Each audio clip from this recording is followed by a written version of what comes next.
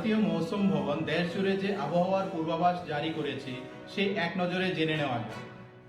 अब हम अपने क्षेत्र में जो मुख्य मौसम के जो प्रणालियां हैं उसको देखेंगे।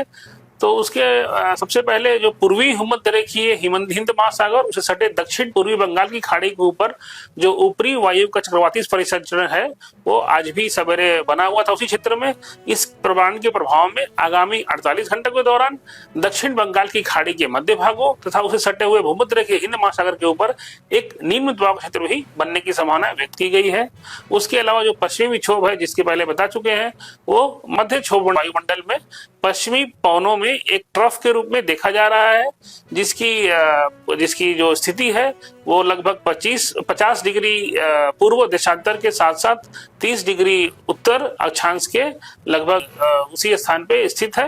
उसके अलावा उपोष्ण कटिबंधीय पश्चिमी जेट धारा जो कि सब ट्रॉपिकल वेस्टर्ली जेट स्ट्रीम जिसकी पवन की गति जहां पे 140 नॉट्स है वो उत्तर भारत के ऊपर समुद्र तल से 12.6 किलोमीटर ऊपर बनी हुई है। ये थे महत्वपूर्ण मौसम की प्रणालियां। अब हम अगले 7 दिनों के लिए न्यूनतम तापमान या रात्रिकालीन तापमान के बारे में देखेंगे। अब हम अगले 7 दिनों के लिए न्यूनतम तापमान या रात्रिकालीन तापमान का पूर्वानुमान के लिए देखेंगे। तो उत्तर पश्चिम भारत में अगले 3 दिनों के दौरान न्यूनतम या रात्रिकालीन तापमान में 2 से 3 डिग्री सेल्सियस की क्रमिक वृद्धि की संभावना व्यक्त की गई है और उसके बाद के अगले 4 दिनों में इसमें 2 से 3 डिग्री सेल्सियस की गिरावट की भी संभावना व्यक्त की गई है।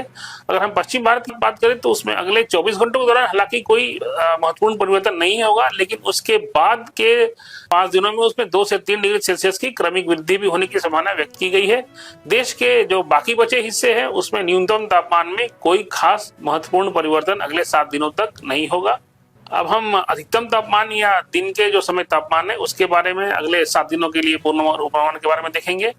तो खासकर महाराष्ट्र में अगले 5 दिनों के दौरान अधिकतम तापमान में कोई खास बदलाव नहीं होगा, लेकिन इसके बाद इसमें उसके बाद के 2 दिनों में उसमें धीरे धीरे 2 से 3 डिग्री सेल्सियस की वृद्धि होने की भी संभावना व्यक्त की गई है।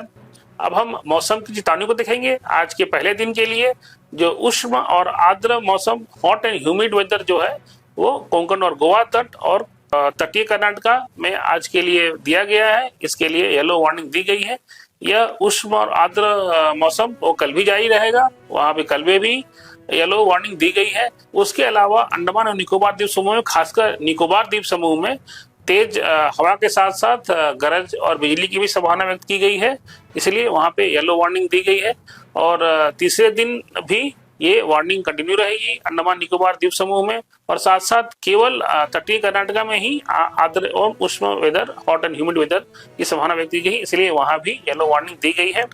अगर हम चौथे और 5वें दिन की बात करें तो मेघ गर्जन और वज्रपात जो कि गरज के साथ छींटे पड़ना और बिजली गिरना तेज हवाओं के साथ साथ वो चेतावनी अंडमान एवं निकोबार द्वीप समूह में जारी रहेगी चौथे और 5वें दिन।